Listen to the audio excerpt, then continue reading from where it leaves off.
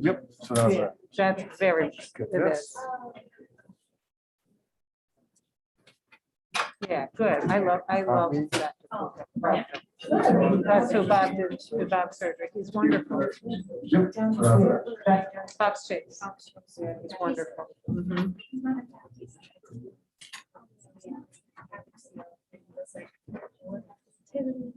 Yeah. Yeah, please let me, please reassure me.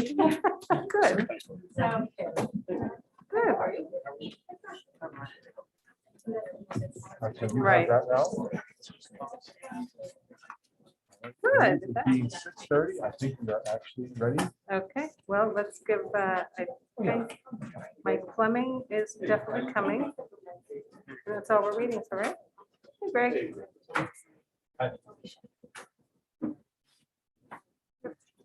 Warren is here.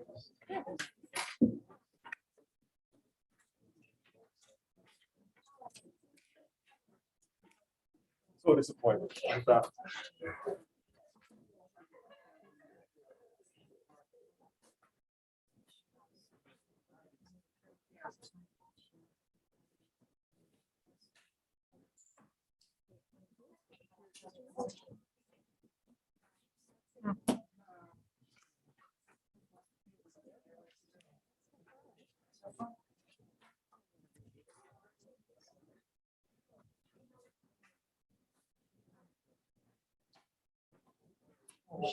That's fine.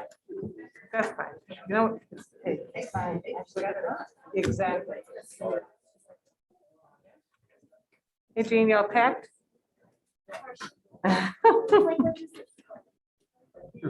Yep, okay. All right, last but not least.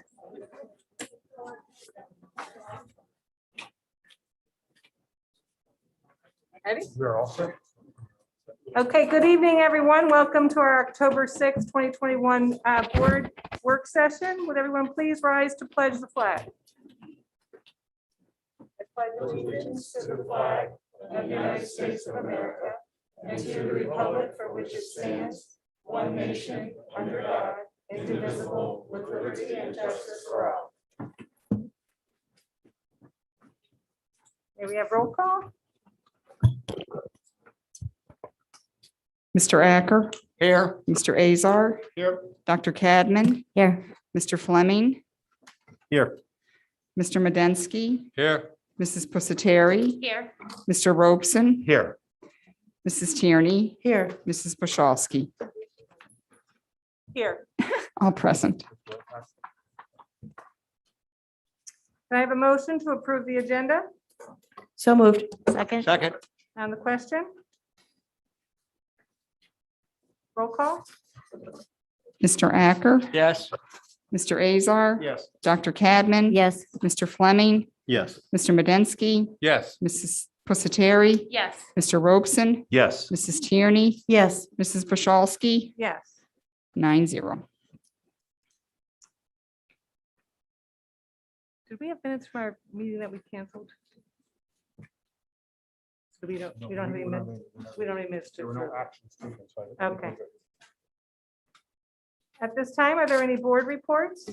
Yes, there are. The AEIO had our first meeting of the school year on Saturday, on September 15th, 8 o'clock. It was a Wednesday. We approved the Drama Society. They had requested us to help pay for new lighting for the auditorium of the high school. So we wrote out a check for them and the also for the lighting for anything that's used in the auditorium. And the high school printing class also did with their 3D printer, printed us new AEIO pamphlets to send out to all of the anyone interested in learning about the AEIO and also anyone who would like to make a donation. So this was a twofer. The high school helped out and it was a beautiful opportunity for us to use the 3D printing that the AEIO paid for. So it's a great, beautiful program and a great opportunity for all of our students to benefit from the AEIO. Thank you. you, Michelle. Yes. And Mr. Attorney, if you send us that, we'll get it right on the website so people can find it. Great. That'll be great. Yeah. Thank you. We skipped the minutes because we didn't vote on the minutes from August. Oh, okay, so we don't have minutes from our last meeting, but we do have the one from the August. Okay, I'm sorry. No, that's my fault. I should have told you. That's my fault. That's okay. Yep. Okay, can we have a motion to approve the August board meeting minutes? So moved. Second, On the question? Roll call? Mr. Azar, Yes. Dr. Cadman. Yes. Mr. Fleming. Yes. Mr. Medensky. Yes. Mrs. Pusateri. Yes. Mr. Robeson. Yes. Mrs. Tierney. yes, Mr. Acker. Yes. Mrs. Bashalski. Yes, 9-0. thank you. Do we have our student representatives tonight? Are they? They may be coming to the regular meeting. Ms. Bashowski. Okay.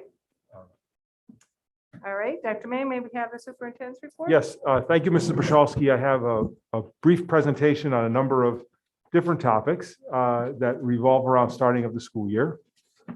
So as you know, it happened that we were interrupted at our last meeting. Our last meeting actually was the first night of Yom Kippur. So at the time, I wanted to wish everyone, those who were celebrating, best wishes as they celebrated the holiday. And I thought, even though we were interrupted, I would come back to this anyway tonight. So for those who are wishing it, there's a resource for those who are interested in learning more about Yom Kippur. This is on our website. So again, we're a month behind because we were interrupted last month for this. Also, we would have been welcoming last time and we'll be welcoming soon our new student representatives this year, Megan Malone, who's a senior and a veteran of the school board, and our new representative will be Jordan Colombo, and we're going to welcome them at our next meeting, although they were here for our last one. As far as start to the school year, we are off to an excellent start. Great work and exciting activities are taking place in all of our buildings. Traffic and busing issues are occurring throughout the district. We must find ways to remain in school. That really is our primary focus this year, is to keep our doors open and our kids under our roofs. And the blue is updated since last month. This was a presentation last month. And we had thought that we had bus drivers in the pipeline, but one of them withdrew from training. And so we're persist with difficulties in staffing our bus routes. This has been a particular problem for the parents at South Abington Elementary, but our efforts will continue. Although this is not something that is limited to Abington Heights, these problems are occurring across the state and actually across the nation with respect to bus drivers. I thought the start of school is a good time to look at our enrollment numbers. You can see we, on the third day of school, is usually when we measure these numbers. On the third day of school this year, we have 3,417 students. That is up from 2021, but 2021 is an outlier in pretty much every possible respect. We are less than we were the year before, but not by much. So again, I think we are well within expected range. And just to put a little context on this, during my time here, we hit a high in 2004 of 3,698 students. So we're, I think, comfortably in a very stable range of enrollment. I would ignore 2021 as an outlier. And then cyber school is another issue that has come up. Last year, we hit our all-time high at the end of the school year of 159 students enrolled in cyber charter. Very pleased to say that we've seen about 25% reduction in cyber charter students coming back. So we now had a total reduction in tuition costs to start this year of comfortably over $500,000. Dr. May, is Yes. this only cyber charter? Or does it This is physical? strictly cyber charter. And then what are those, do we know the charter numbers? I don't have the cyber chart. I don't have the brick and mortar numbers. That's a good question. I somewhat focused on cyber because this is where we're sending the most money, but that's a good question we could find out. But this is the lion's share of our charter school enrollments. So I see this as a very positive, and I think an endorsement of the board. Yes, Mr. Acker. You know the numbers for the year 2020? You know, let me grab all that and I'll do a more extensive report for the board. It's very interesting information. We have it, but Oh, this does. Oh, this does include Howard Gardner. I'm sorry. Yes. Okay. Thank you, Mr. Mirabelli. And I would say that this very much endorses the strategic decision made by this board about not offering cyber options itself, keeping our doors open and encouraging our people to come back to school. And while we were concerned about the potential ramifications of that, I think that the board showed some real wisdom in taking the path it's on. And we want everyone, obviously, back under our roofs. And we're going to work very hard to make a compelling case for parents to make that choice. This year, unlike all others, we have testing in the fall.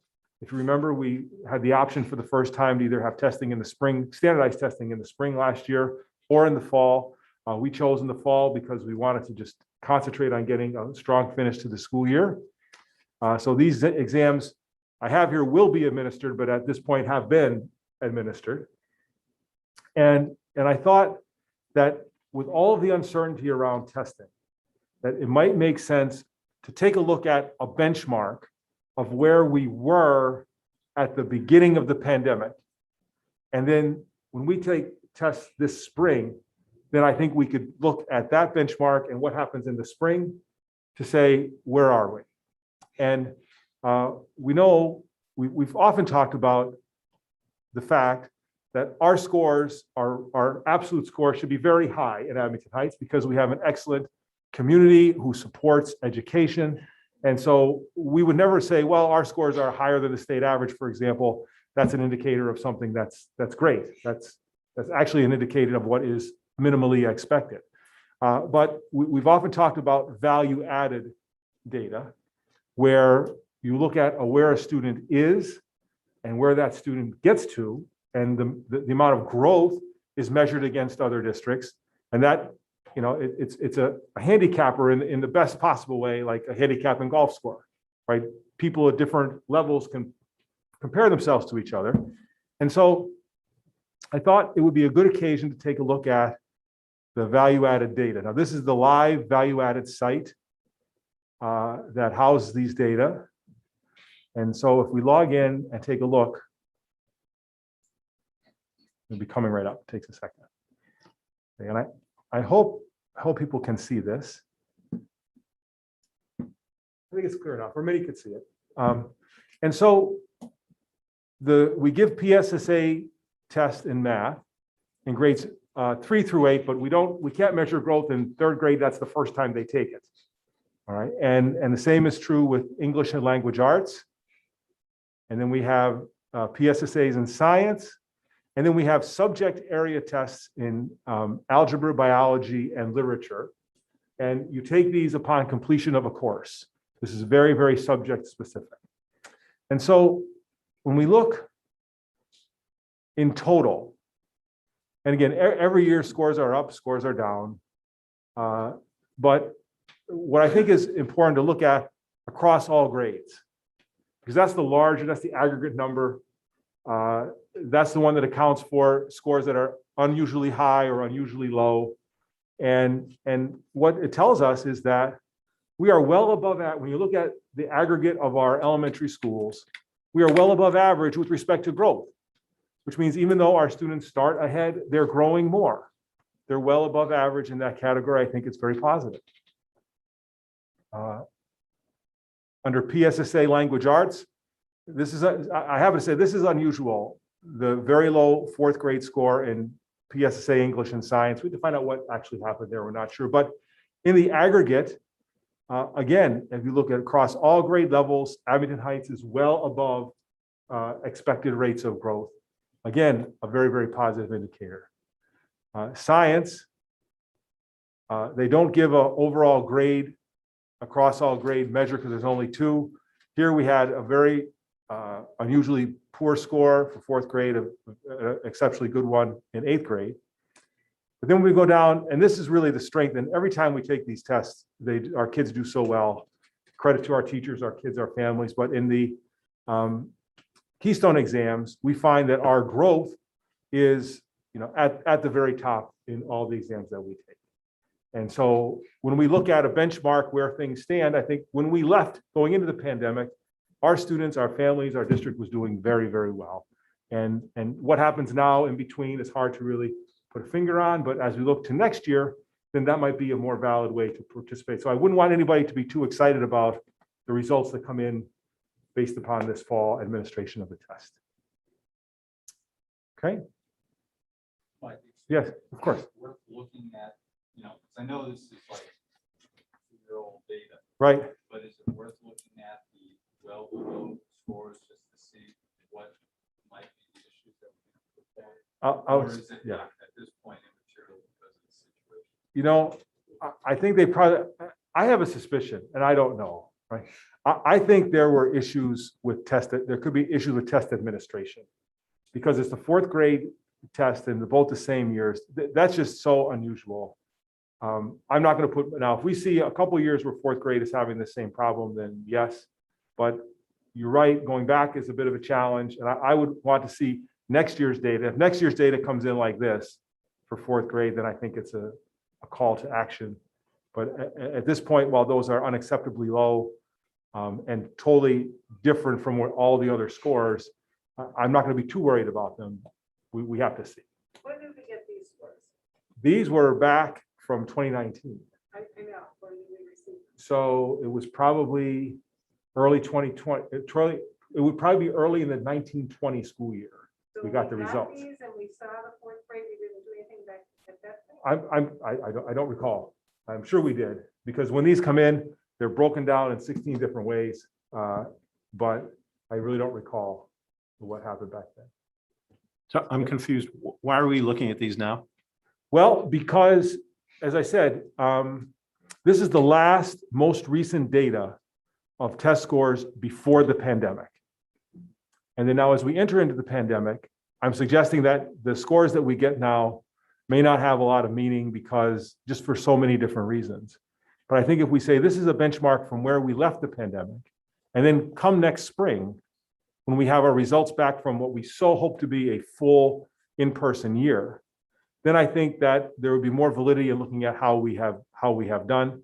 And I show this because I want to kind of emphasize the point in my mind that the results we get for this academic year, I'm not sure how valuable they would actually be. So this is kind of the baseline from where we're leaving. Like the kids who are taking tests in the fall, usually they take them in the spring. A year has gone by. The summer has been here. It's just it was a disruptive year last year. I don't know how much weight I would put on how the results are in this year, but in the spring, assuming we have a full year, then I think that's when we would really look at them in earnest. Okay. So I reported in August that we had an issue at the middle school in the basement. If you recall, we left the air on and we had a lot of ventilation of outside air. It created an issue where we actually had some mold on the carpet because the air conditioning wasn't cooling as normal because of all this outside air. We brought in people to test and remediate and all that. And I will tell you that our last report is that we are markedly improved air samples. We have the HEPA scrubber. So I believe that issue is resolved at this point, but I don't want to come back with the report to the board. We're in very good shape as far as that goes. But we were concerned when it was reported to us in late August when this just came out all of a sudden. With regard to mask mandate, 100% of our students and staff are in compliance with the masking mandate. Students and staff are demonstrating high levels of cooperation. And we say in the very same breath that nobody likes wearing masks. And prior to this September meeting that we were preparing for, we did have an incident of students on a bus not wearing masks, and that has been investigated and the issue has been corrected. I want to call a very important set of bullets to the board's attention with respect to the mask mandate. And the emphasis is actually on it is a mandate. The next bullets I'm going to read were sent in a letter from the Pennsylvania Department of Education to a school district that thought the mandate was optional. And I think it is worth noting to the board and the public what happens or what could potentially happen if a district decides it's not going to follow through on the mandate order. So from the Pennsylvania Department of Education to this non-compliant district, the board members were noted. Failure to implement and follow the control measure under the order subjects each board member to the penalty provisions of the Disease Prevention and Control Law of 1995. A violation occurs each day the order is not enforced, and each board member may be charged a financial penalty for each student or staff member attending the school. Secondly, failure to implement and follow the control measures under the order exposes each board member to personal liability under a section of the law related to willful misconduct, as well as other remedies and actions as provided by law. The Pennsylvania Department of Education is serving notice to each board member that failure to comply with the mask order is a violation of law. A knowing violation may be used by a plaintiff to establish personal liability in a negligence action per this section of the code. I'm sorry, I lost my place. Here we are. It continues. Each board member may face lawsuits from those who may be affected by noncompliance with the order, including children who may become ill as a result of the district's violation, or disabled children who are unable to attend school because of the district's failure to follow the order. Each board member may bear potential liability with no indemnification or protection. School district's liability insurers are exploring canceling coverage as a result of those district possible illegal conduct and potential purposeful violation of law.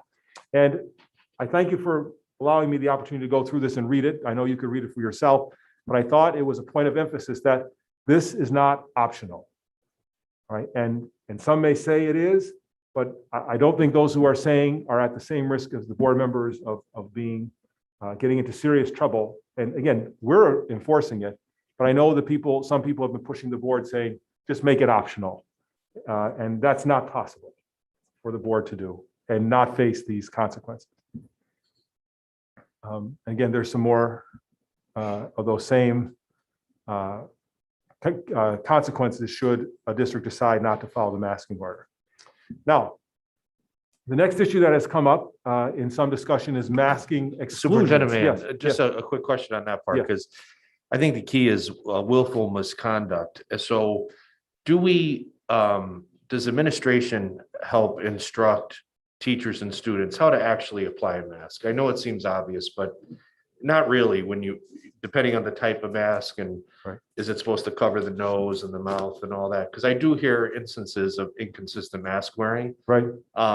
So, and I know you said it's 100%, but is there a regular checks to make sure that that especially young children Right. know to how to apply it to keep, enough air in there and to keep it closed over the nose and, just the basics, Yes. because maybe they don't know what they don't know. Right. And that's not willful misconduct, but No. just to be safe. Right.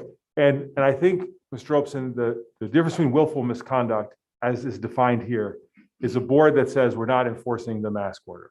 So in the event of a district where people are not, precisely wearing the mask, that would not be defined as willful misconduct under what is being described here. This is really willful. But to your point, certainly, yes, at our elementary level, teachers are reminding, but especially with the elementary level, this is something that is, the kids are helping all the time, with all the time. I actually, in response to some concerns that were expressed, had the opportunity to take a walk through the schools. And my sense was that people were absolutely wearing masks, as you see people at this table wearing their masks.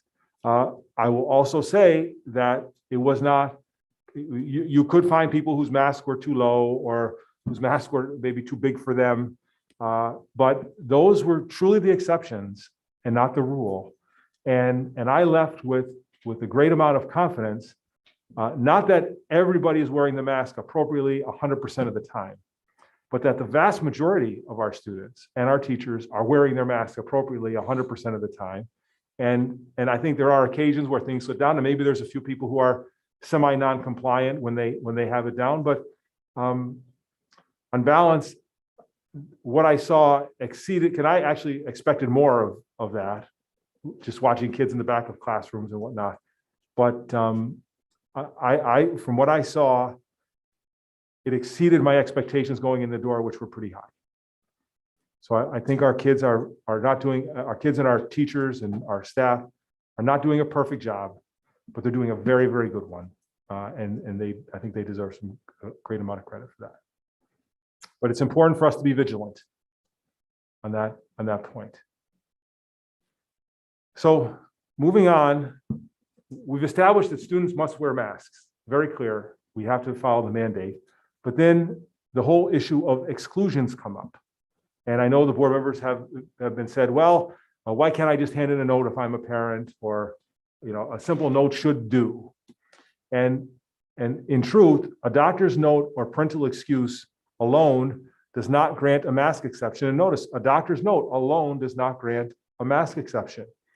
A medical request for exception triggers a complex evaluation process that will include the exploration of alternatives to masking, mask breaks, and simply upholding the mask mandate. So we look at all kinds of options. Right from the board that have the state's mandate. Yes, this is taken, and So yeah. this is what the mandate specifies. well, the mandate does not offer this, but the subsequent guidance has, and I actually have a slide on this before, but when a student comes and says, I can't wear a mask, we have an obligation to say, well, how can we help? Because if there is some disability or impairment that prevents a mask, then it's our job to assist in that. And we do have students who, because of motor skills and a number of different very challenging issues, we actually work with them and the parents so they can wear a mask. And they have very high motivation to try to learn how to do it. But I think your question might be addressed in this next slide. Okay. And we have heard of districts, some in our region, some across the state, but very few in number, who are saying, well, if a parent's note comes in, that's good enough. Right now, that's in non-compliance with what the solicitor is saying, non-compliance with the superintendents are saying, what the Department of Ed is saying, but some districts are doing it, a small handful. Just yesterday, a federal judge issued an injunction against the Warren County School District, which is a Pennsylvania school district, forcing the district to require doctor's notes and forcing them not to follow through on the policy they passed that just allowed for a parent note to be signed. And so this was the first that so challenges to masking options were been knocked down. This is the first time we actually see a judge ordering a district to say that a note from a parent is insufficient. All right, and now again, where this goes after the injunction, no one will know, but this is yet another indication that a simple note is not an excuse. And an interesting sidelight to this is that when Warren County School District appeared in court, its solicitor did not go because the solicitor believed that the district was acting in a way that was not appropriate and could not bring him or herself to defend even the district that the person was employed by. So this is, and if anyone wants to, this is posted online. If you want to read the story about it, you just click on that link and you can learn more. Then another question that board members I know have been asked at very regular instances, what about gym class? You know, my students don't have to wear masks in gym class. We've heard people raise that point.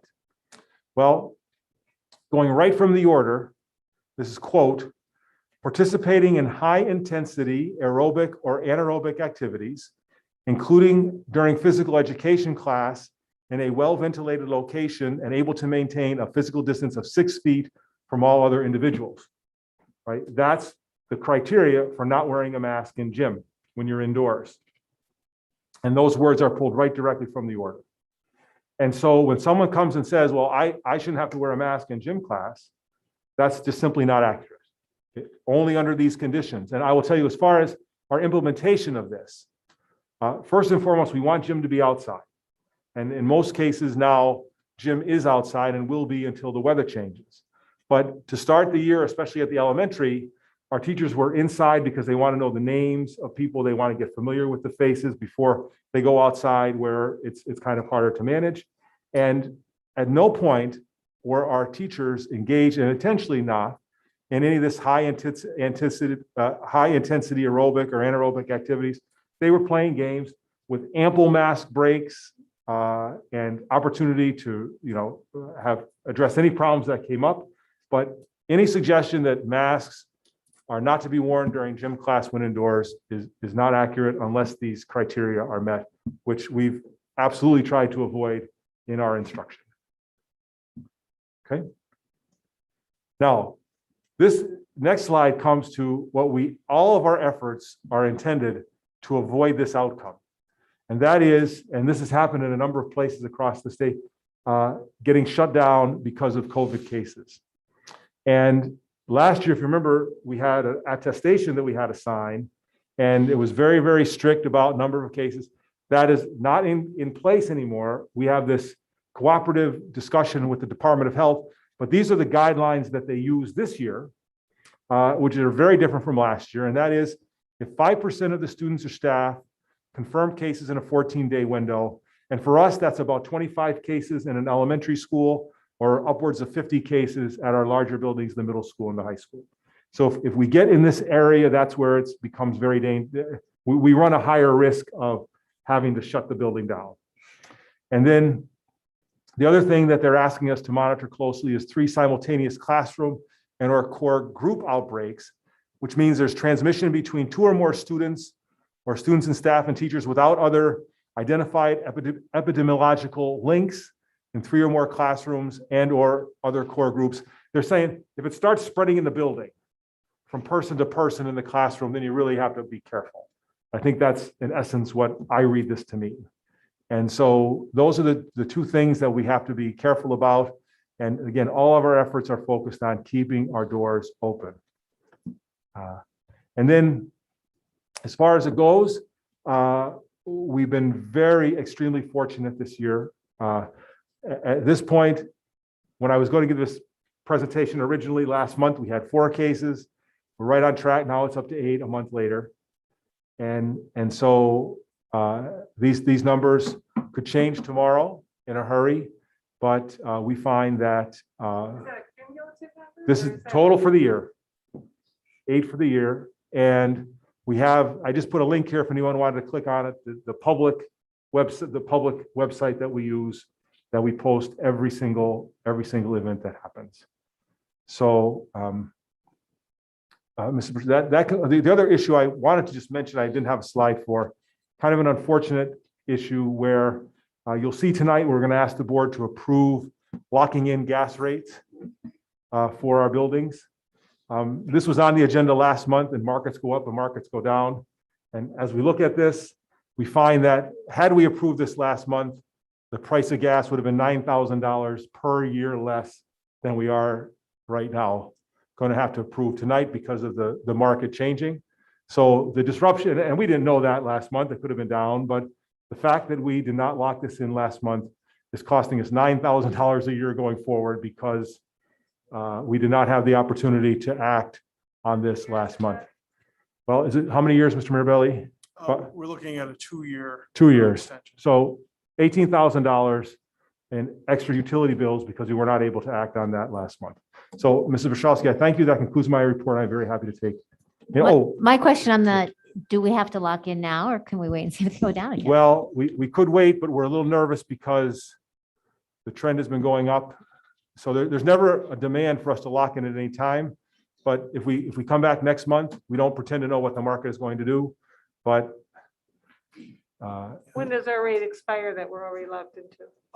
We have a little over a year left on this, but there's kind of a diversion in the market where if you buy in the out years, there's still an opportunity to lock in the low rates that we have now. Yeah. There's more upside risk on the price side because we're sort of right now we're paying a historically low rate by extending it at incrementally higher. You know, not $9,000 is $9,000, but relative to where we are and where we've been and where we could go, just to give you an idea, the rate on that item is 3.14, $3.14 a decatherm. The spot rate today at UGI is $5.21. So that would be almost $60,000 more on top of the $9,000. So we're looking to get budgetary stability and prevent the upside risk that we think exists in the market. Yeah, I just want to echo, Mr. It's never about trying to time the market. It's all about budgetary stability. if we could lock in a rate that works within our budget. I mean, we could lose on the downside, we could win on the upside, but we know we're avoiding a catastrophe. And the final thing, I just want to mention, Nicholas Booth, some of you might have read in the paper. We had this competition. The board has supported this, actually. I think maybe the AO has been supportive of this. We have this new activities, maybe 5 years old at the high school. Mr. Burke has been down talking about this, if you recall, and they're into maps and cartography and all kinds of technical things. And Nicholas Booth, with the support of all his colleagues up there, came in #1 in the state of Pennsylvania for designing maps that are fair with respect to legislative districts. And we're so proud of him. We're so proud of the program, because while Nicholas did great, it's a ongoing effort that we're getting to the top up there. And so we're very proud to see that. And we're also kind of proud to see the jabs that we read in the press about how we could do it much better at Abington Heights than in many other quarters. And I'll just leave it right there at that. So, Mr. Bashowski, thank you for the opportunity. This was a fun report. I appreciate the question. chance to do it. Mike, can you give us an update on the school resource officer in the high school? Yep, back as of Monday. Yes. I'll just, let me get this off and then we'll go right to the, Okay, at this time, the public is invited to address the board. If you wish to address the board, please fill out a card with your name and address. And remember that you will have 3 minutes, and it is required that you are a district resident. Philip Jorge.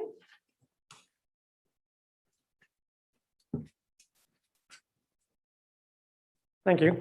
I'm going to be short, I think, this time. At the last meeting, as you're all very much aware, people refusing to wear masks to abide by the health and safety plan caused the meeting to be prematurely disbanded. And after that group sat here, I watched on YouTube and sang some patriotic songs. For the record, I will not stand for them claiming to be the patriotic side of that issue unchallenged. Those they disagree with, myself included, consider themselves patriots, believe that being considerate of the well-being of our fellow citizens is a patriotic thing to do.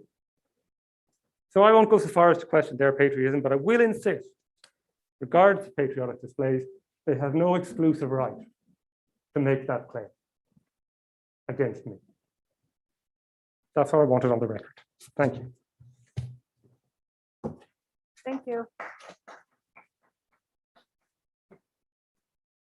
Tamsin Reese.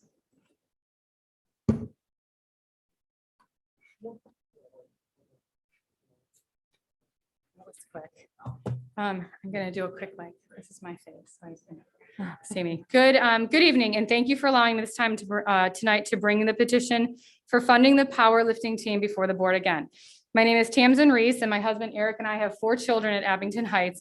All 4 of them are on the powerlifting team. The powerlifting team at Abington Heights School has been in existence for the better part of 35 years, and for 35 years, the team and its coach has not had the financial backing enjoyed by the sports team, other sports teams at the school. The team is comprised of both female and male athletes who train for the sport year-round and who participate in local competitions between December and April. Last year alone, with a shortened schedule and some canceled meets due to the pandemic, there were 35 students as members of the team. Students in the sports must buy their own uniforms, pay for their own competition fees, and absorb all transportation expenses. Unfortunately, the costs and lack of buses limit some students from competing at all. I understand in the early summer, the administration conducted a study on the pay-to-play sports with the goal of 1, determining how sustained they were, and 2, if they met the criteria for the board to approve them under the athletic program umbrella. The powerlifting team did not make this cut. Certainly, powerlifting checked the sustained box. So what criteria did it not meet to consider being put under the athletics program umbrella? The board concluded that the powerlifting and 1 other program were to be revisited in time. We believe that 35 years has been time enough to prove its contribution to the school. The board has approved and funded other sports with less than 5 years at the school. Of course, there are concerns about the budget, and there will always be. And I believe the $9,000 to $10,000, which we're now paying in gas, is needed to invest in these students, and the sport requires just as much concern, and I believe it's long overdue. It was stated by Mrs. Tierney that powerlifting and any other activity that helps grow success of the Abington Heights student is very important to the Abington Heights Board. So let me tell you quickly about some of those successes. Since 2002, Abington Heights had athletes qualify and compete in national high school championships around the country in Missouri, Nebraska, Wisconsin, Texas, Louisiana, Colorado, Florida, and Pennsylvania. And every year since 2002, they've had at least one athlete place in the top 5 at those national meets. Abington Heights has had national champions 7 times. So think about that, 7 times right here in little like South Abington Township, right? 7 times national champion. And the first one was a female in 2011. Abington Heights has had students selected to compete on the USA international team and who have won international titles competing globally in Canada, Costa Rica, Panama, Sweden, the Virgin Islands, and Finland. The commitment of the students, their parents, and their coaches, how Abington Heights has enjoyed the phenomenal reputation it does with the sport of powerlifting. Abington Heights powerlifting has grown success in its students and its program, and it's demonstrated by how the school is well known for producing champion lifters, how the coach is routinely sought out for advice and guidance by other schools and coaches, and in the number of athletes who have not just competed on a national, international level, but who have won titles. It is a testament to the dedication, perseverance, and talent of this team. The board can acknowledge the hard work student athletes and their coach have put in for 35 years by funding the team like nearly all other sports at Abington Heights. These kids should not be made to feel that their sport isn't valid or good enough to merit school-sponsored transportation, uniforms, and entry fees to competitions they've trained for all year. It's important to them and their futures as college scholarships are out there for this sport. As the board reviews this petition, again, I would like to just make the distinction that the $1,500 granted annually to the powerlifting advisor is for the maintenance and upkeep of the weight room space and equipment. It has nothing to do with the team. The field house is not exclusive to the powerlifting team, and it is accessible for all students in all sports. To conclude, we're not asking for travel expenses for out-of-state or international competitions. The team will continue with their booster programs to defray these costs. But what we are appealing for is the board to recognize and sponsor the powerlifting team as a funded sport and Abington with the resources to support transportation to local and state meets, competition fee, entry fees, and uniforms. And finally, a big thanks to Coach Welcome, who founded the program in the 80s, back when the superintendent was an assistant baseball coach here. He's passionate about the sport and holds world titles himself. He is invested in the sport, he's invested in this program, and most especially, he's invested in our kids. And he carries on a legacy here at Abington Heights as demonstrated by coaching second-generation lifters whose parents and family members have been there for 20 plus years. He has never been he's never been paid as an athletic coach, but rather as a club advisor, and a petition to recognize him as a coach is forthcoming.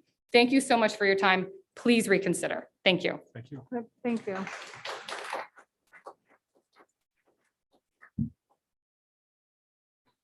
Yeah, but I know we talked about it the last one, but how do we conclude that? What was the reason we- I think that was a different judgment of each individual. Okay. Could we get some more information on the powerlifting program? Whether or not it's under the PIAA, who do they compete against? So we could get some more information on, the whole program. Sure, absolutely. Okay. We're very happy to do that. Thank you. Rachel Rudy Dalton? Good evening. Okay, so far, my approach and what I've said in these meetings has been to provide data, science, legislation, and my experience as a mother and as a public school special educator. I have not heard data or science or legislation presented by those speaking on behalf of the opposing view. At this point, those who desire to continue to mass children for the foreseeable future for a virus that does not severely impact them and that they do not transmit are too far deep into cognitive dissonance that I'm sure there's nothing anyone can say to change their minds. So tonight I would like to talk mainly about the pooled classroom testing. This virus is supposedly the most deadly contagious virus in history, yet our state is offering on a voluntary basis the opportunity for children to swab themselves and then contribute their swab to a collective sample for their classroom that will be tested for COVID, that will continue to further perpetuate the never-ending cycle of fear, testing, quarantine, and closures for a virus that will never be eradicated. It will always be around and it will always be part of our life. If this virus is so contagious and so deadly, how is this even being considered? Where is the scientific logic behind allowing our children to swab themselves? How is that safe? I know you probably won't answer, so I will just continue. I'm keeping this brief tonight. In conclusion, I continue to reject unscientific, lacking in data, transparency, and consistency, public health measures that infringe upon the rights of my healthy children during critical years of development. I reject misinformed fear. I reject the conditioned belief that risk, sickness, and death can be avoided at all costs, including at the cost of our children. Also, I'm not part of a small group of radical parents, as you so fondly call us. We have been the majority filling this room during every meeting that I have attended. If you haven't been paying attention, there are many who feel the way that I do in this state, in this country, and globally. Thank you.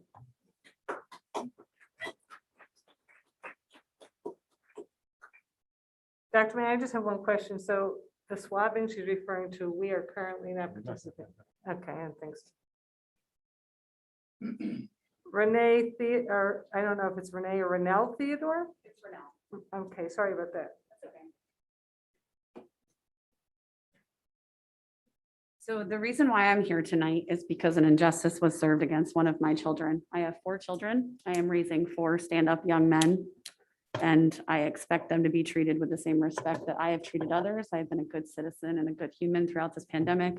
While I don't agree with many things, I have opinions, I have beliefs, I have convictions. I have remained faithful and asked my children to in all circumstances where they were not well. I've kept them home, I've had them tested, etc. But today begins the 3rd day of my child's unequal and inadequate education because he is not vaccinated. No one is talking about the children that are not receiving a quality education every time they are put out multiple times a year. It goes something like this. Oh, don't worry, Mrs. Theodore. There'll be some things thrown up on Google Classroom. They just need to check in, do a few assignments, and when they return, they can have meetings with their teachers and counselors and catch up. Admission, this is not an equal education. Burden is on the child, not right? Really? This is acceptable? Would you want this for your children? I certainly don't want it for any of my children, especially not for the one with an IEP and a documented disability. My child will not be attending his less than equal and rigorous classes online that have no proctor and no structure. I want him back in the classroom as well as all the other children that were unnecessarily put out. If the vaccinated children can wear a mask, still at risk, for the next several days and go to school, then so can my child. I wrote a much longer version of this email on Monday, and I'm still sitting on it. Also with the deciding factor of going to an attorney because clearly my son's privacy was also violated at CTC on Monday by an administrator. I was lied to, my child's privacy was violated, my child was discriminated against, my child was segregated and isolated, and he is 100% receiving a less than equal education over the next several days.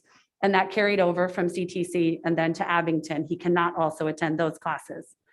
If we or you are going to hide behind CDC guidelines, then you ought to get the proper protocols set up in the classrooms, in all the classrooms, so that you can avoid having nearly an entire class wiped out due to one positive test. And I certainly hope that there is the same consistency being followed for CDC guidelines with those that are still in the class and what is recommended for those that have been vaccinated and are still at risk. Our children, my children, all of your children that have come and gone deserve better, and you should all do better. I am beyond disappointed. Angry is a strong word. Disappointed is a much stronger word. Words are powerful. They can change things. I think that it's time for everyone to stand up and remember all of our children, not the masked, the unmasked. My children are being served a great injustice by not being in the classroom. His grades plummeted, 3-letter grades last year. He was failing almost every class. And when he returned to the classroom by his own admission, he does not like school. He has given me freedom to share that he has a documented disability, ADHD, And his grades went up by 3 letter grades when he returned to the classroom. If you are not going to provide him a fair and equal education as he's being put out, there's something really wrong with that. You need to figure out how to make it a virtual classroom. He can't take his welding class. I fully get that. He can't be in that classroom. It's wrong. However, he also is not getting an equal and regular education while he's at home. And I refuse to let him sit there through busy work. So please find a better way. Thank you.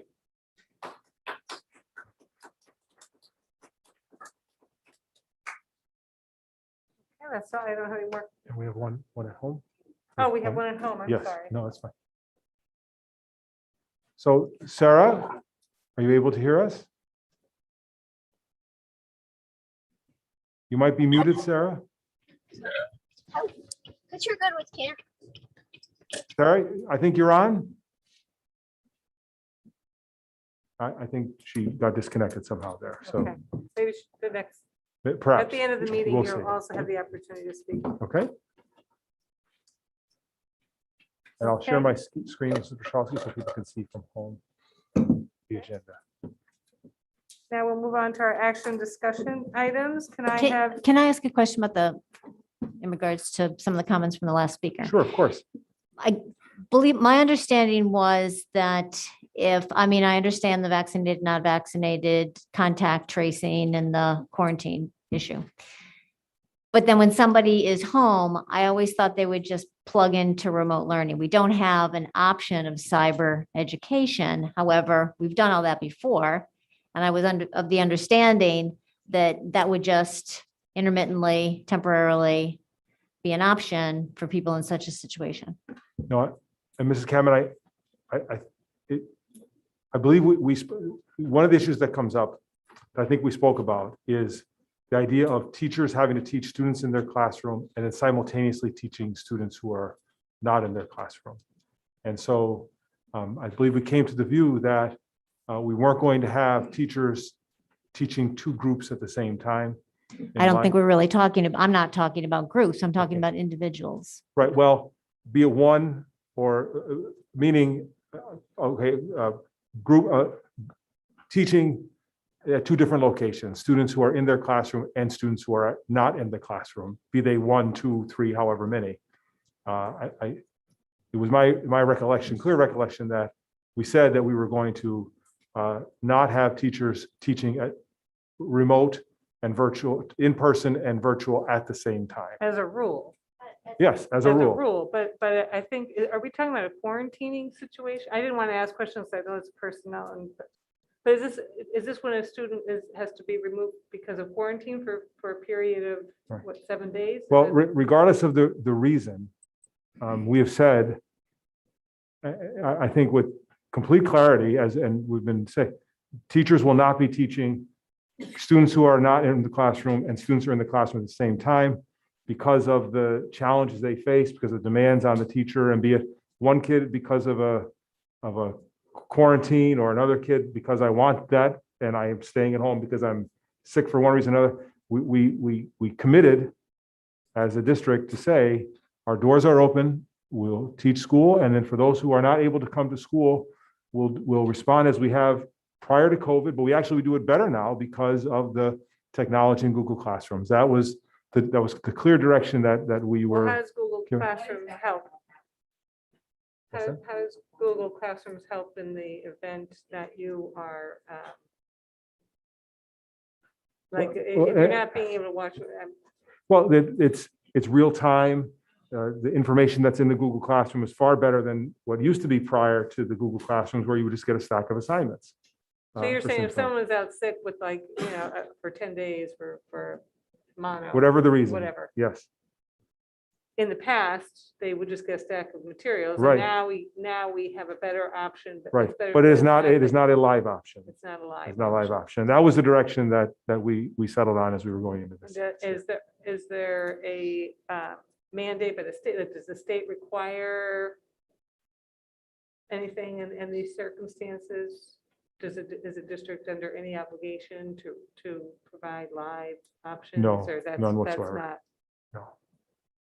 No. And if you recall, one of the biggest challenges and demands on our teachers was to be teaching simultaneously students, because remember we said there inevitably you're teaching this direction because and the other kids are in your classroom. I mean, that was a very long conversation, a thorough conversation Would a that we had student as a just be board. able to listen in, even though the teacher's not looking at the camera, or whatever, just to be able to just listen in while the classroom's Well, going on, or not? We've That's not- said no for, I think, some really good reasons.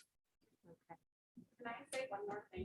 Do you realize how many times that the child could be put out in a school year, and doesn't it impede, I meant to say this, doesn't it start to count towards a lack of attendance and tardiness for truancy for 180 days in school if they're not getting a proper education? I mean, this is something y'all need to really focus on.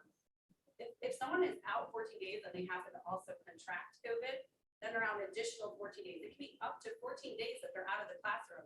I was sick with cat scratch fever when I was a child, and I was never out for that many days.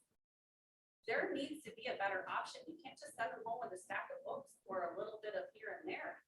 I mean, what about the burden that's put on the child? I certainly have compassion for the teachers and all that they juggled last year. But we're not talking about those children that aren't vaccinated that are being sent home in quarantine for 14 plus days. And how many times in 1 year can that happen out of 180 school days? People need to start considering that. Dr. Mayor, question. Do we still have a substitute homebound instructor that will visit homes with material? For students who are on homebound instruction, they're very hard to get now. And certainly we wouldn't be able to afford that to all the students who are out for a short amount of time. I mean, if you are out for an extended period of time through doctor's orders and all that, we certainly have homebound instruction, but it's not something that is adaptable to large numbers of students. And if you consider, I mean, what we're being asked to do is bring back the webcams and the microphones, all that, because that's what we have to do in order to accomplish this. And clearly the board was not in favor of that approach when we were planning for the year. So when you talk about Google Classroom, that will be all of their assignments. Is there an opportunity for that student to have email conversation with their teacher to Of course, get? yeah, of course. Okay, so they can reach, That's always the case, always. they can reach their teacher on a daily basis to get Yeah, caught our up. teachers they really try. They really do try. Okay, Proven by my son with his IEP, first to tell you that it is not enough. It is not sufficient. It is not sufficient to have communication via email, to have true in-classroom learning. He is a kinesthetic learner. He is an incredible young man who has several side jobs and almost a business that he's running. But he is not capable of sitting down in front of a computer and figuring it out on his own. He has a documented IEP and disability. You're not hearing me. You need to do more, but more than just him.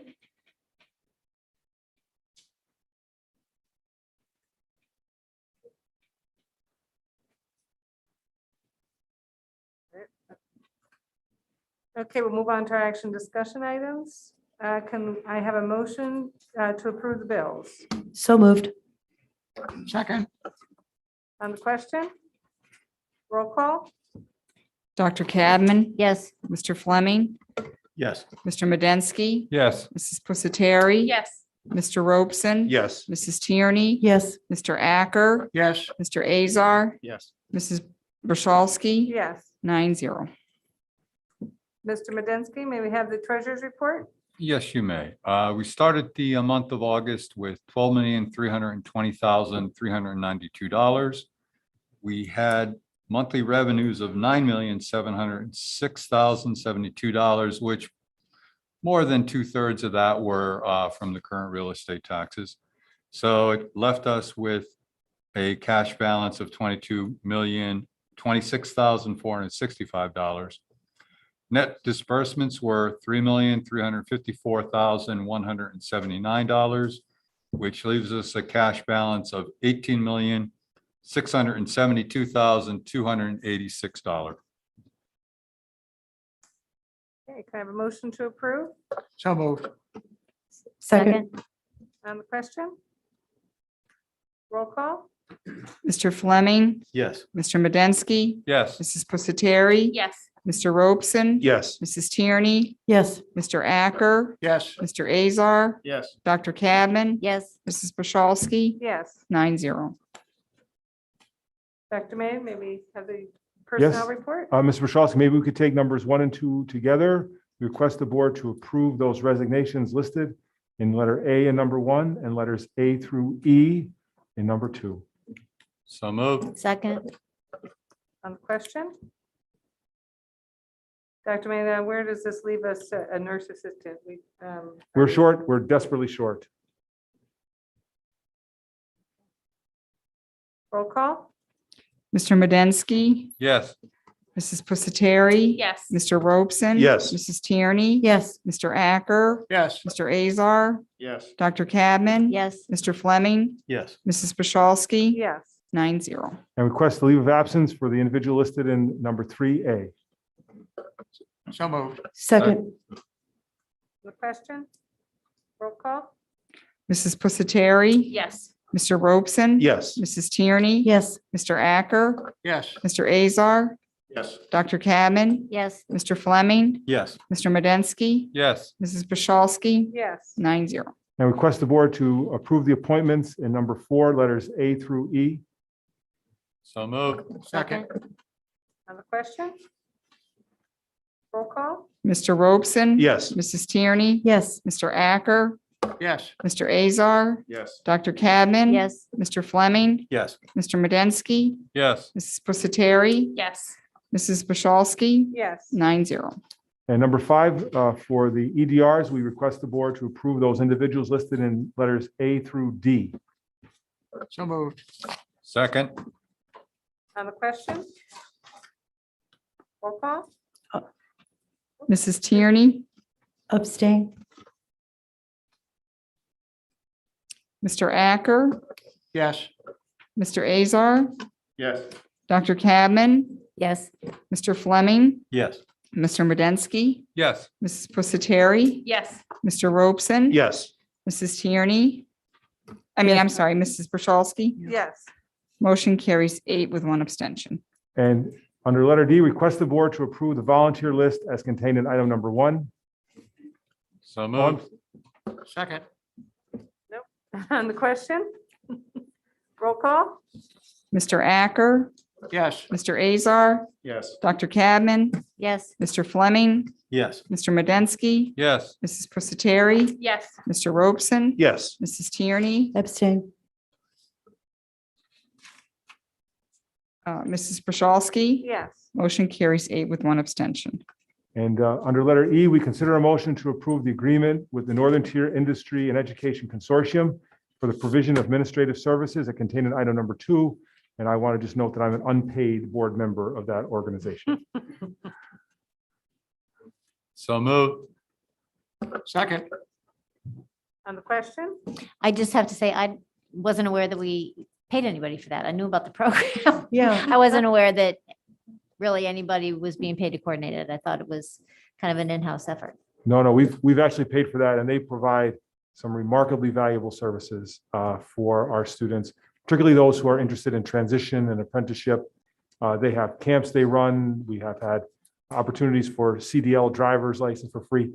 They provide grants to us. They end up writing grants where we get money. They've underwritten Chromebooks. There's very strong connection to some of the charitable work of the natural gas industry in the Northern Tier that they access. So this is, and again, take it for, I'm a non-paid member of the board, so take it with whatever grain of salt you want, but they are a very, very valuable organization for our district, and the money we pay them is well worth it. Dr. Mayor, approximately how many students benefit from this? Oh, I would say in the 50s or so students. And I have reports about what they do. And the other thing is some students, a smaller number, benefit intensely from this opportunity.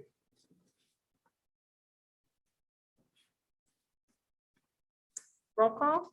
Mr. Azar, Yes. Dr. Cadman, Yes. Mr. Fleming, Yes. Mr. Medensky, Yes. Mrs. Pusateri, Yes. Mr. Robeson. Yes. Mrs. Tierney. Yes. Mr. Acker, Yes. Mrs. Brzezowski. Yes. 9-0.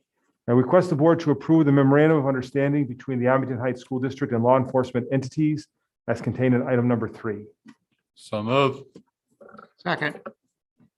On the question? Yes, have we had this understanding before? For many, many years, we've had it and it is a requirement. And you said that Mr. Shazik, Officer Shazik is back in our buildings now, As of Monday, he As will of- be back full-time. full-time? Yes. Thank you. That's my understanding. Right? Yep.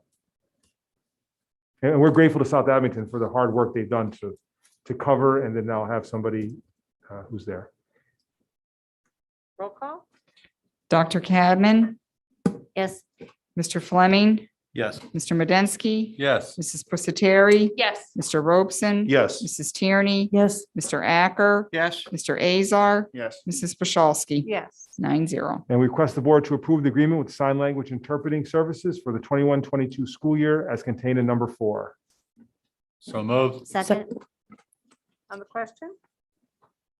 Roll call?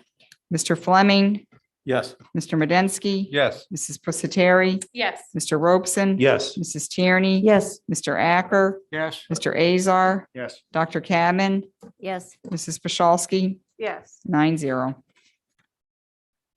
And we request the board to approve the Graham Academy agreement for the 21-2022 school year. So move. second, On the question? Roll call? Mr. Medensky, Yes. Mrs. Pusateri, Yes. Mr. Robeson. Yes. Mrs. Tierney. yes, Mr. Acker, Yes. Mr. Azar, Yes. Dr. Cadman, Yes. Mr. Fleming, Yes. Mrs. Pashowski. Yes. 9-0. And we request the board to approve a motion with the affiliation agreement with Keystone College and Abington Heights School District as contained in number 6. So moved. Second. On the question? Roll call?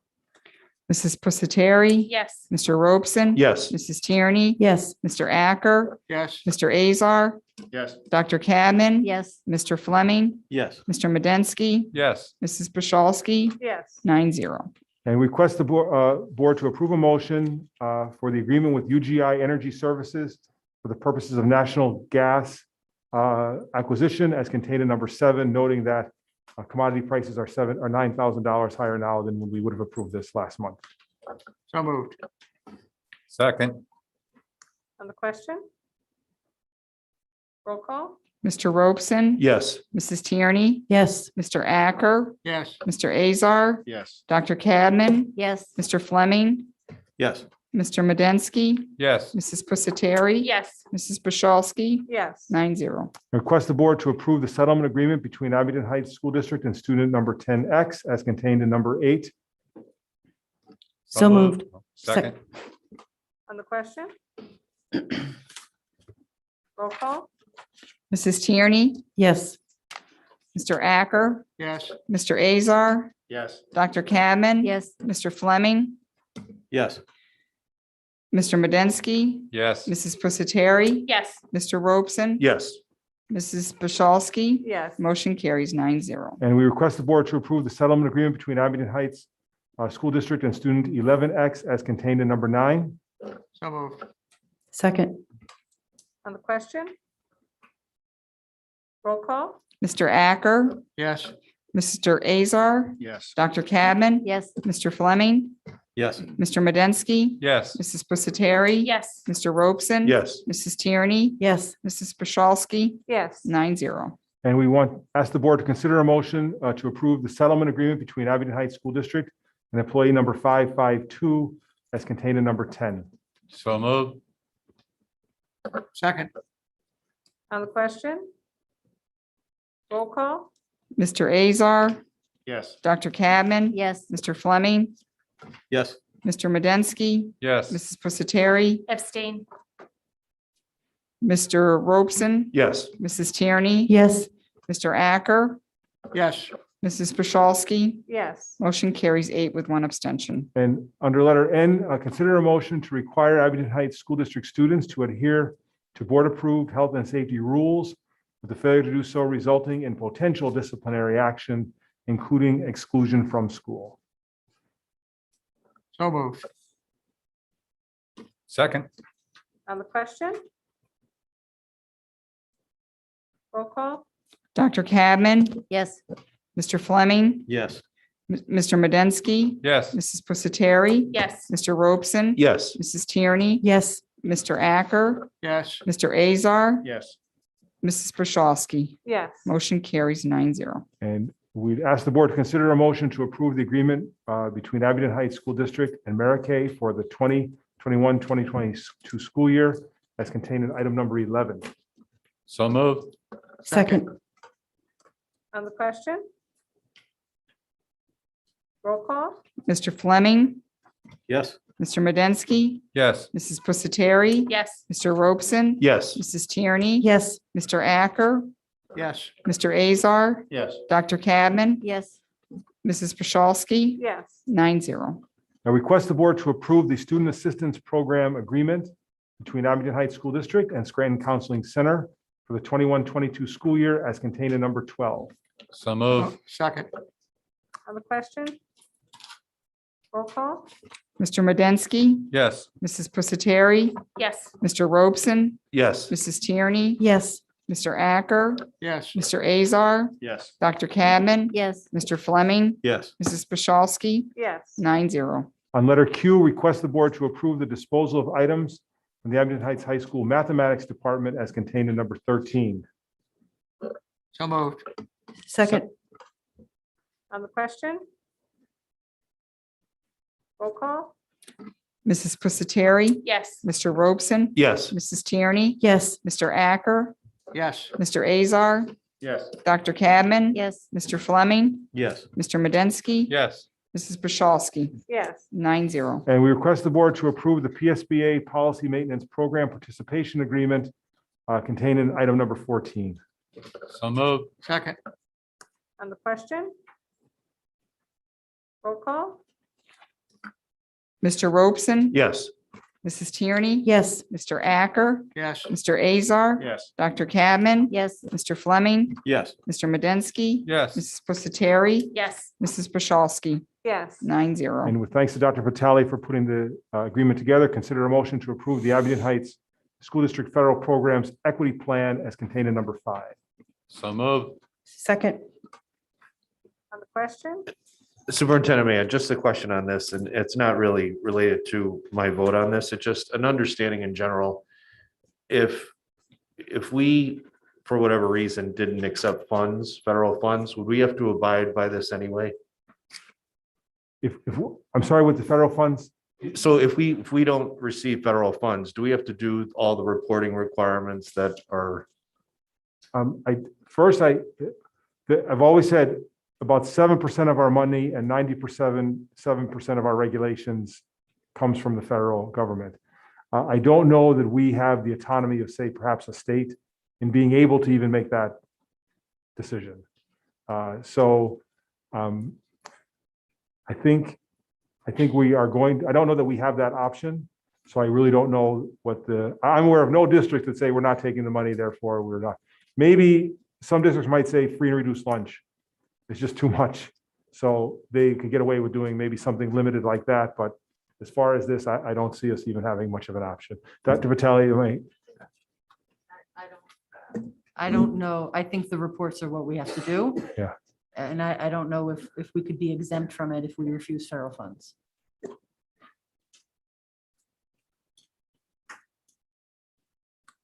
Okay, roll call? Mrs. Tierney, Yes.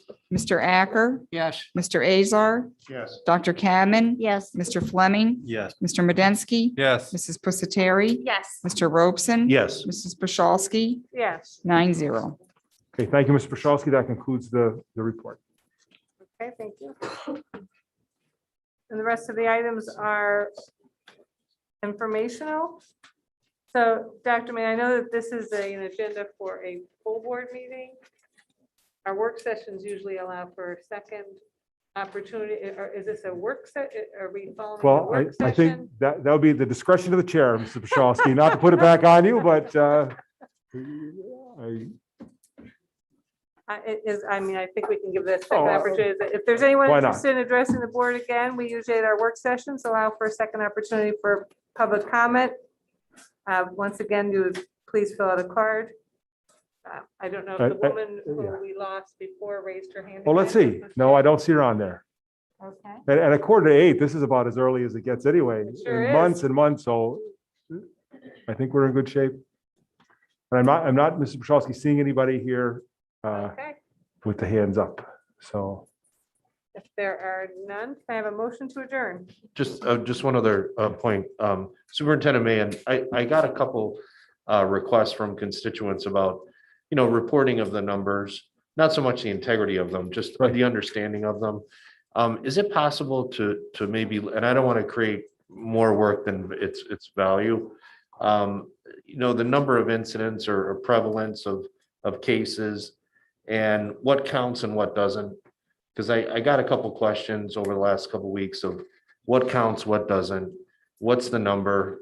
For example, the number that was reported today, 8, is that total cases since the beginning of the year, total regardless of whether the person Yeah. recovered or not? Or, what is it clear what the numbers mean? Is it incident? Is it prevalence? Is it? yeah, let's take a look. I could actually, Mr. Robeson, just give you a quick look at what we're doing, and then we could adjust it if need be. So we have here, this is the COVID section of our website. You click on that. And then this is our report that we share. And then what we do is, now we have an incident number.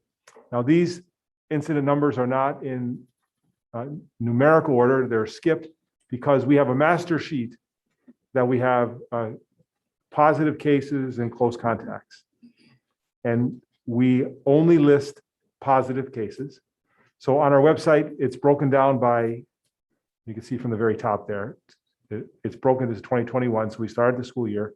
It's broken down by school, incident number, which is a tracking number for us. Some people have said this is confusing, and they might be right. We might just want to eliminate that column altogether. But we would keep it internally. And then we. Dr. Mayan, Yeah. what do you mean by incident number? Explain what that means. Yes, Because then maybe that's all we need is the explanation. Well, right. And so we have a master file of every incident, every close contact, a lot of different things, and we assign an incident number. Now, we're not listing every incident on this sheet, but we are listing the incident number as we have it. So an incident is positive.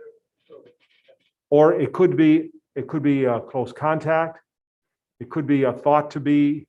So there are many different things that we look at as incidents, but It's the just only an one that we. it's an identifying It's- number that correlates to the event that caused them to record Right. anything. It's Right. So, it's just like, it could be A, B, C, D. It's not like a number. It is not a quantitative No, number. no, It's no. right. right. So for instance, And see, that's the confusing part, because Yeah. in epidemiology, incidents is very specific. It's more like an event, I guess. well, then, so Yeah. for instance, in incident number 3, okay,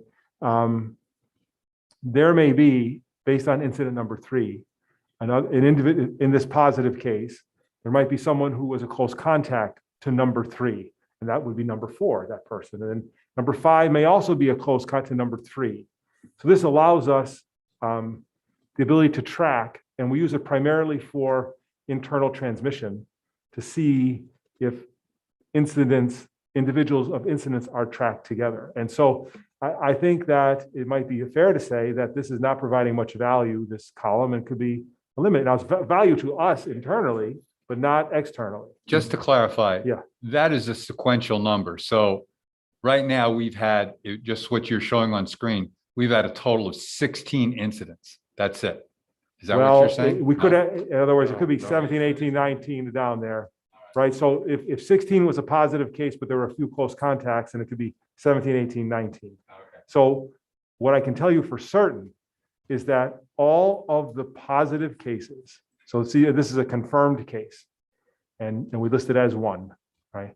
And so all of the confirmed cases since the start of the year are listed on this sheet. We've not listed close contacts. That got to be just too much last year. But we do know that, and we track it, and we're prepared to adjust based upon the information. And then we also identify by students or professional staff. And if it was a bus driver, for example, we would have transportation, depending upon where the person was. So we try to get as much information as possible, but we can't go too far because we don't want someone being identified by too much information on this spreadsheet. Oh, no, of course, and Yeah. that's understandable, but the incidents like CE versus incidents NTS, it's confusing. Yeah. It is. And I don't know really what value that column B is bringing to people. And I think it probably would make sense just to eliminate it, actually. Right, or hide it, Uh, yeah, that's like. Right. Yeah, oh, it is. I'm agreeing completely. It's valuable to us, but it's not valuable to anybody else. So why are we putting it out on our public forward-facing website?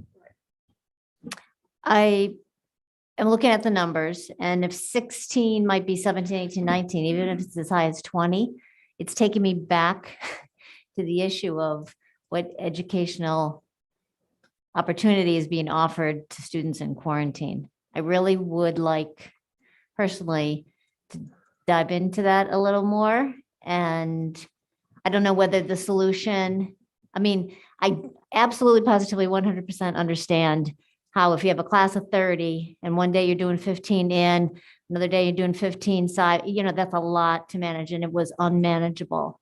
I honestly did not understand that 2 students out from a high school in quarantine, or even 10 distributed amongst the staff at that building, would be too much to manage from a cyber opportunity, you know what I mean? Option. I don't know whether a cyber teacher that kind of does homebound instruction among different levels, just to kind of check in and answer questions and try to help something. But I'm not satisfied with what I heard about students in quarantine. You know what I mean? Really just getting some assignments via Google Classroom. What's the duration of a quarantine typically?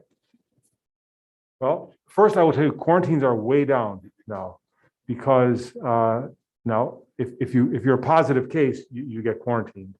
But the close contacts really are very few and far between, because if students are wearing masks and if they're vaccinated, they're not deemed, not on our regulation, on the regulations we're using that are given to us, they're not deemed to be close contacts and in need to quarantine.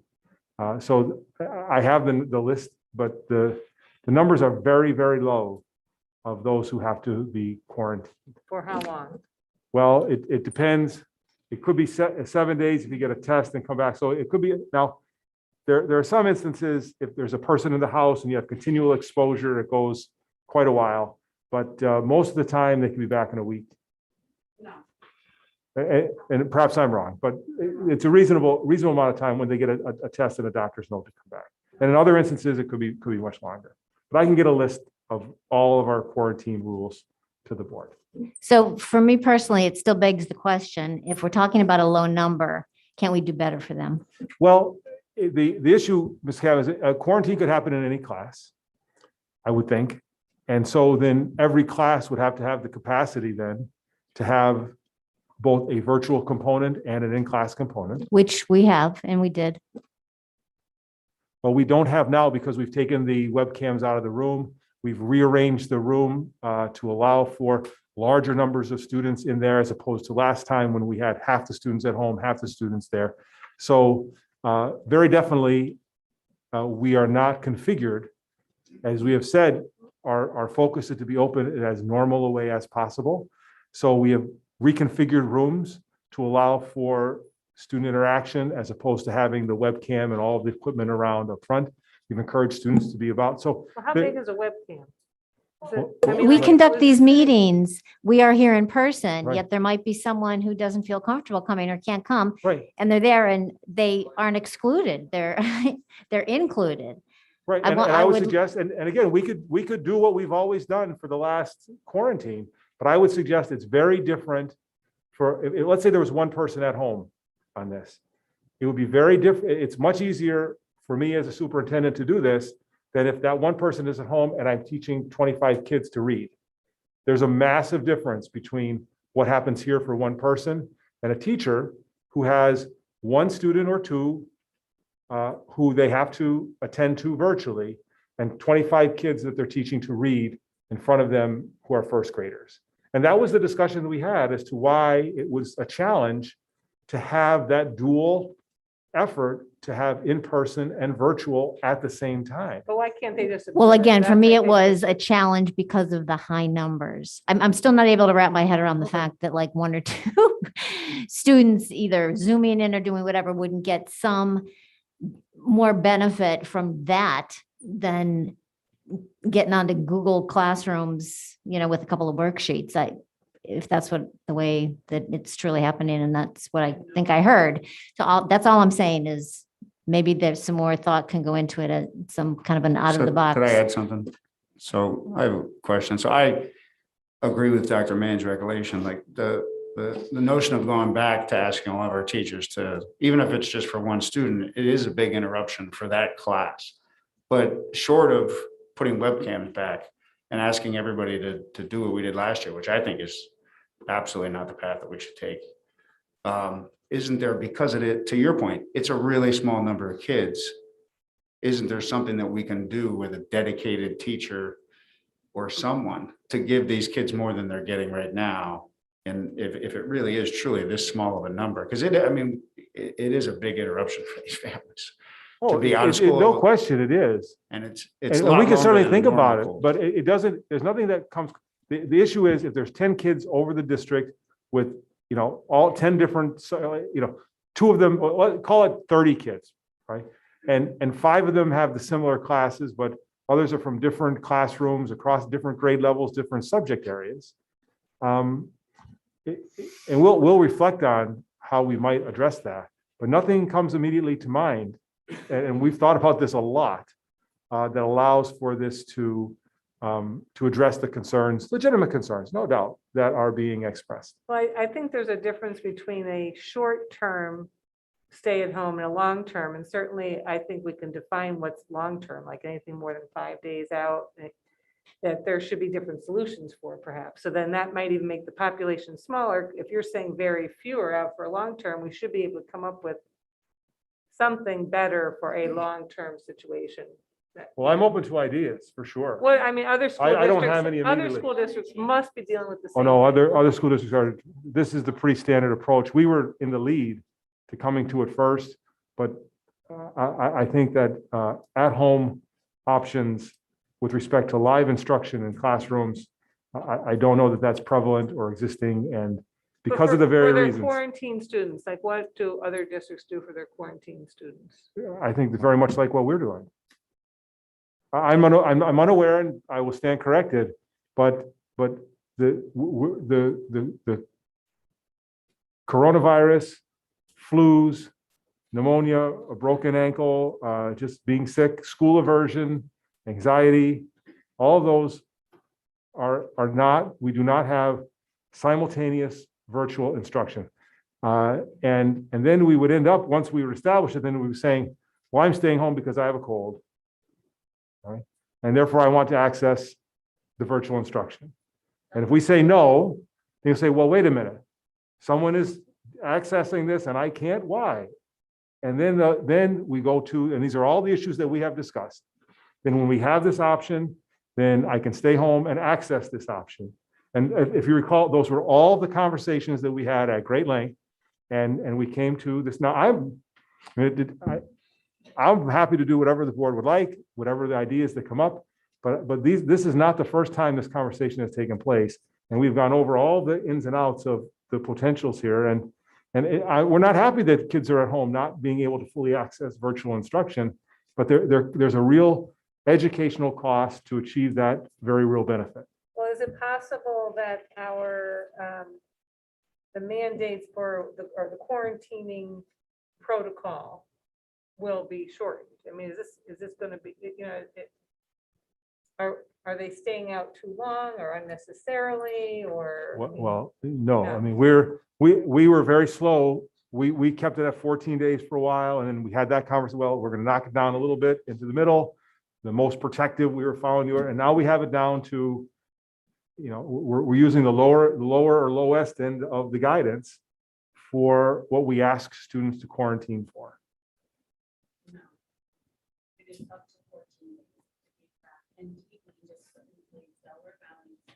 Can Dr.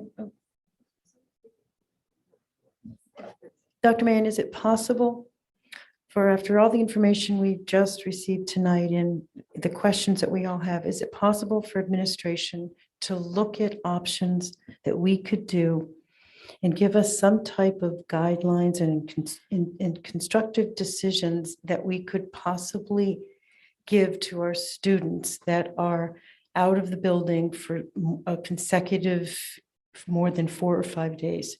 Some type of instruction that will get them back on track.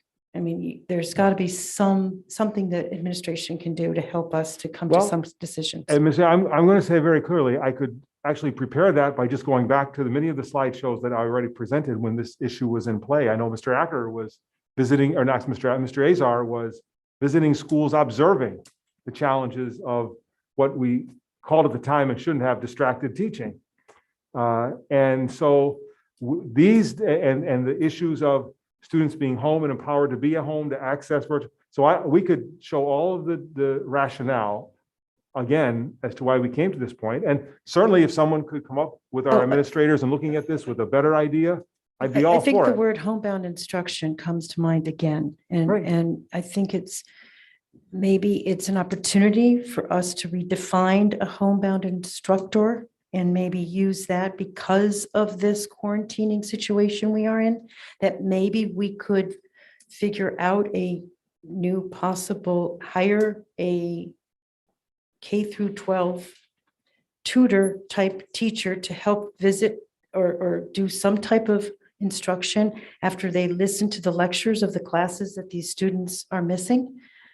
Some kind of opportunity for the kids that are consecutively out of the buildings to get back on track with their education. I don't like to use this scenario, but at times we have to expel students. And is the district required to allow them some type of homebound instruction? Well, what I'll tell you is homebound instruction typically before COVID and before our ability to learn and adapt to these technologies, which we're very good at now, was 5 hours per week. And the homebound instructor would have 2 or 3 students on his or her caseload, and they would go to the teachers and let me pick up this book and this paper and this note. It was written. And then they would go to the home and say, well, here's this assignment you have to give, and here's that assignment, here's this book, because it would be almost impossible for a homebound instructor to be able to instruct in chemistry and British literature and AP European history, which would be all the classes of the individual that they would be visiting. And so they would, and if there was a test, perhaps the teacher, they would sit there and observe the student taking the test for the purposes of exam security. And then 5 hours, they grab the stuff and come back to and that was homebound instruction. What I will tell you is that a teacher now with a Google Classroom does so much, it has put homebound instruction the way we've always done it by necessity into obsolescence, because we do it better now through Google Classrooms with videos and online lessons and current up to date and being able to take a quiz through the technology rather than paper and pencil with someone delivering it. And so all of these abilities, all right, are actually better. You've never had a better time. I'm not diminishing the legitimate concerns that people have, but the opportunity to engage in a Google Classroom is far better than anyone has ever had before COVID with respect to homebound instruction. And again, the idea of having a single teacher responsible for the 3rd grade wit and wisdom and the 6th grade ideas math and everything in between, I would suggest is not practical. It's not practical for the student either. If a homebound teacher. Excuse me, wait.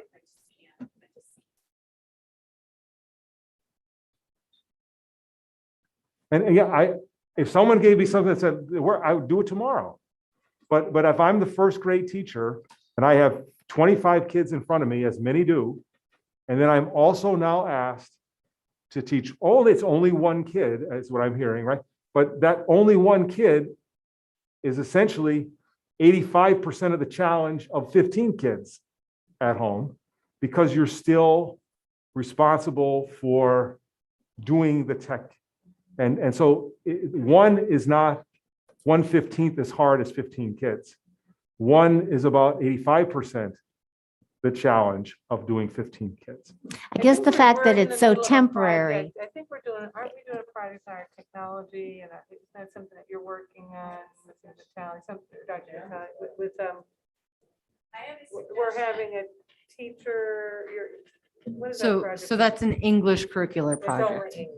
Yes, Okay. for this year, yes. So what I'm wondering is if we could just look at our whole technology capabilities and see if there isn't something a little more creative that we can do. Yeah. I don't know. Do any of our high school teachers record their lectures or record this so the students can go back and listen to no? And I guess to that point, that's just where my mind is. I mean, I've had college students who go in person or, do you know what I mean? Like listen to lectures online. I myself have meetings and conferences virtually, or you just call in on Teams and it just seems so easy. And you see people and you see the PowerPoint presentation and there's a little window to ask your questions. I mean, it just kind of seems easy. Now, that's a very naive perspective of it, I'm sure, but there's got to be something in between. Oh, it looks so easy and it's impossible to do, is my point. That's all. Well, I'm not saying it's impossible. Our teachers could do it. And they will be the first to tell you that instruction suffers. Flat out. If we do this, instruction suffers. And that was part of the. It's temporary. Before, the conversation before was, should we offer it as an option for 180 days of the year, up to half of the student population? So to me, this isn't the same thing at all. This is a temporary, intermittent, unfortunate situation that may or may not occur for anyone or several teachers in the district at any given time. But, and Mrs. Cabot, at any particular time, first of all, you have to be set up every day because on any particular day, one of your students has to be home. And they could be home because of a quarantine. They could be home because of the flu. They could be home because of pneumonia. They could be home because they just want to be home and not come in.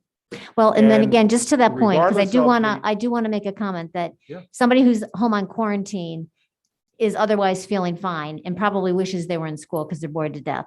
Somebody home with pneumonia is sick and they don't give two hoots about what's happening in their classroom at Abington Heights. They're home and they're sick and they're convalescing. I think there's a great big difference. We're talking about healthy individuals, unaffected physically, do you know what I mean, who just are home, with no education, not receiving education, but aren't sick enough to be in bed eating chicken soup. But if you would give that option, if you open it up, it's not going to just be one or two kids. It's going to be a lot of kids that are going to take advantage of it for a lot of different reasons. So Well, I people don't tried to take disagree. advantage of the fact that they didn't have to come to school in masks, but we have put parameters in place where we're assured the people who have exemptions are truly qualify for exemptions. This isn't going to be, in my opinion, this shouldn't be loosey-goosey. There should be strict criteria as to who qualifies. And, I'm just saying, I was not pleased with what I heard about, the kids in quarantine and, the fact that we do want everybody in school. Some people, unfortunately, are told that they can't be in school because of certain situations, but try to get everybody back on track. Well, again, I don't want people home either, but I don't think it's quite as simple as being portrayed. And I would, if, I'm the superintendent, I don't teach a class, right? I would encourage this conversation because if again, it may look simple, but if you were to ask any teacher, and I did in almost every building, the single thing that they were so excited to come back to school is because they felt so liberated from their cameras. And they believe that they are so much more effective as professionals, not being tethered. I think that was the word we used, tethered to a camera. And that might be under, I think, the suggestion you're saying, 2 days a week or 3 days a week, whatever it happens to be, or there's a kid home here or there. I will tell you from the perspective of the professional staff that the reason that they feel good about being in school is because they can meet the needs of the students in front of them, which they have a terribly hard time doing when they are also trying to meet the needs of a student or 15 once a week or 5 days a week when they are home. And so that's the perspective of your professional staff who are not trying to skirt a responsibility and who did this in a way that was inspiring last year. But that's the reality of what your teachers would say to you when they're asked to go and try to teach virtually and in person at a simultaneous time. And I do just want to make one other comment. I'm very much aware that there's a huge difference between an elementary student and a high school student. So I think mentally I'm focused on like a high school perspective, where it would seem to be not as challenging, perhaps not as challenging for an individual student here or there. Dr. Mann, this is a great conversation, by the way. And I agree with Dr. Kamen on many of her points. Is it as another option? And I know what we're using now is Google. I'm sorry. I don't Classroom. Right. Google Classroom. Is there something we could, as an option, looking into that to see what we can do to improve? And yes, the improvements would be different for a high school, middle school, and elementary because of the complexity of it. But is that something we can look at to see, can we make improvements to that as our option for helping the quarantine kids who really they don't want to be home, they want to be in school? Is that something to look at that, we can study? Yeah, and there are other platforms. There's Canvas and Blackboard and all that. I really think, and Google themselves are always adapting. Their updates and their new features are always coming. And I think that our best place right now is with Google Classroom because at minimum, it is on a par with the other platforms.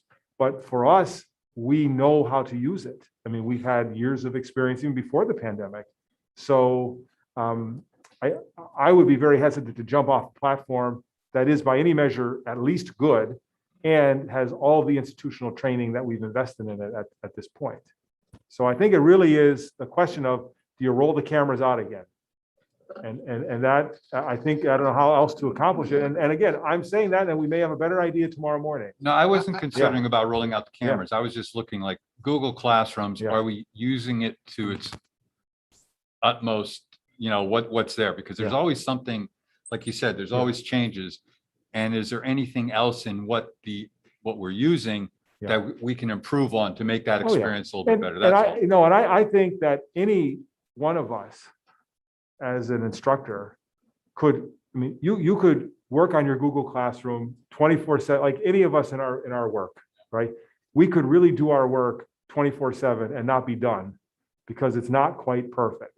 But I do know that our teachers are really trying to address issues like this. Not perfectly, some better than others, but they are really trying. I wonder if the way students learn is, and Dr. Vitale can probably speak to this, is different based on their age. Seems to me elementary school students need direct contact with a teacher, whereas a high school student, I think, is more apt to be self-motivating or able to do that. They're more able to take an assignment and do that. So speaking to Mr. Azar's point, I wonder if we looked at this from an elementary standpoint and said, okay, is there a way we can have a particular assigned teacher to work with those quarantined elementary students, knowing that they don't have to have the wide range of knowledge? And then secondly, look at the same thing, perhaps for at least a portion of the middle school, where again, the interaction with the teacher is really a key component of their education at that age. And try and develop something that is a little bit of everything. But I think when you get to the high school, it becomes much more difficult. Yeah. And again, I don't want to be the one to say, no, no, no, no, no. I don't, all right? Because there may be some really good ideas. I think, Mr. Aguirre, the concern probably would be there, is that individual teacher would actually be directing each of the individual students to his or her teacher's Google Classroom. And I think that would be the, But I think that may be the case, but I Right. think in the case of an elementary student, you know, you may need someone to work with that student. I recall some of the parents who were coming up talking about their difficulties of getting their elementary school students to stay virtual and basically having to stay with them. Mhm. So I'm not suggesting maybe this person's there 8 hours a day or however long school is, but perhaps a period of time each day, they can work with them to augment what they're doing. and we Dr. May, could, what yeah, if we did use the sit and cover? I know when we don't have a substitute teacher, we do a sit and cover. Some teachers have to have different sit and covers, right? For a period where they have to cover a period.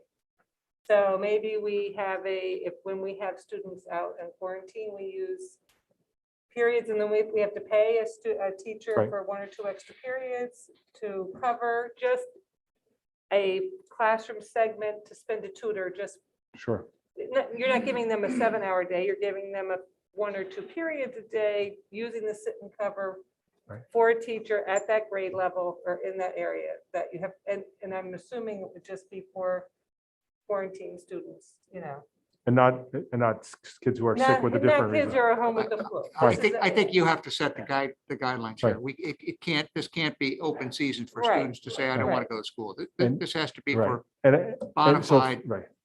reasons. And so first, I would say that notwithstanding a student who is bedridden, there are many kids who are sick and home and totally able to engage in their education. So that would be a bit of a challenge, and I think possible source of controversy when we're saying this kid who's home, who's willing to access the education is allowed, and the other student who's home for a different set of circumstances is not allowed. Well, So- let's just look at. But then going to the sit and cover issue, Right. at the elementary, sit and cover is a big challenge because even though we pay, Mhm. the teachers don't want it Right. because they don't want to be paid because the planning time is so valuable to them. And that's for going in to cover a class where they don't really have to instruct, right?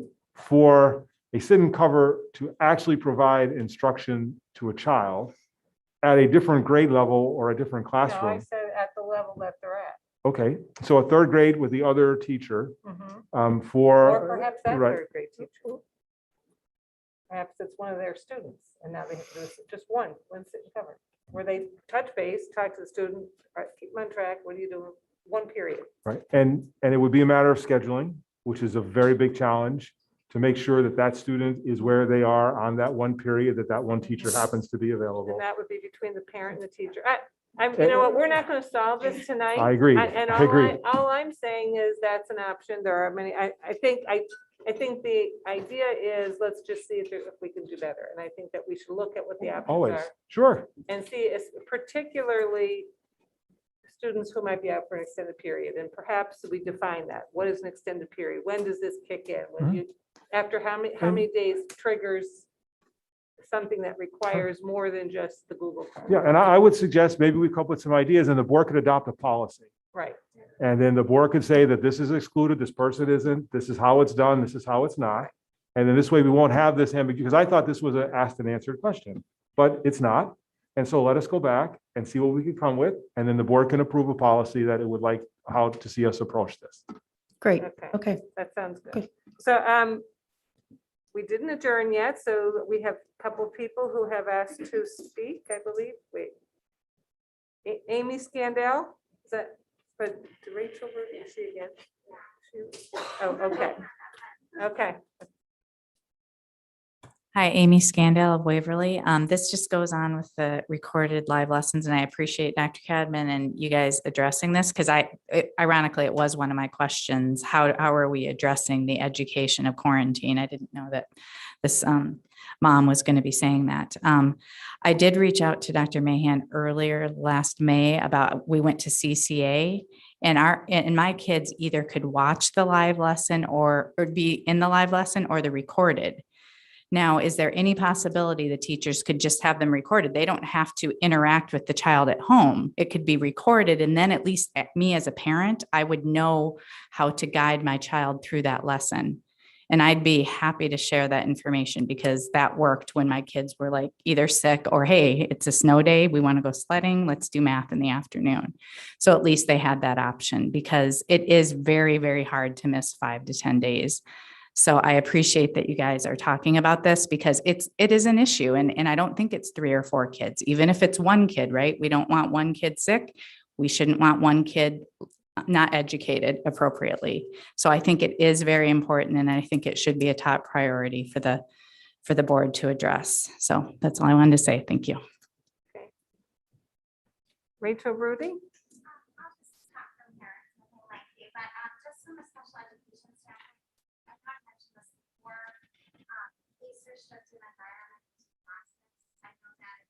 I were in a situation as a special teacher, I would try to go above and beyond because I wanted documented that I'm providing education and integrity to that student.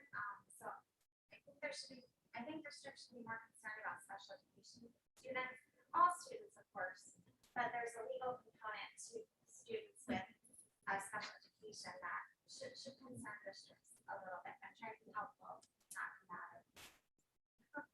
Thank you. Okay, thank you. Any other new business? Just Old business? an administrative point, sorry about this, but is it possible to release the agendas like a couple days before? Do we have like a practice or a guideline of when it can be posted so the public can see what's on the agenda? Yeah, Now, granted, I know it's dynamic sometimes. So they have to be approved first, right? before Well, they- no, they're actually posted. And at least, it's at least a day and sometimes like right on the, not to go back, but if, and I'm hoping it's there. I really am. So we go to the school board office. And then here, you see the agendas. Now, this is going to be my fault because, no, here it is, October. Yeah, so they're all posted and they're done a couple days in advance at least. Here. Okay, all right, because it was a couple weeks ago, I looked and I just couldn't find it. Yeah, no, but we're actually pretty good and we post it physically downstairs and we always get it online. Mr. Ope said at least a day and I think sometimes we're usually better than that. And I'm grateful that it's there. I am. Old business? Motion to adjourn? Brief executive Yes. session, if we could. Thank you, thank you. Oh, I was looking for those. I wanted to hand them out. This is, oh, I had this and I had this and I thought I lost them because I wanted to make a big thing on this. Give me these back, give me these back. The next meeting, I want to come out and actually. You have to be honored. I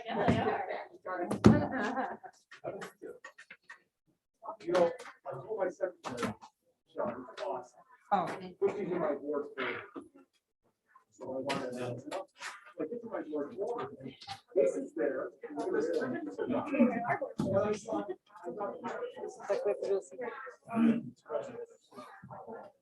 Oh, hey, Peter. How are you? Yes. Yeah, you have to be audited. Let me shut off this meeting. Hold on.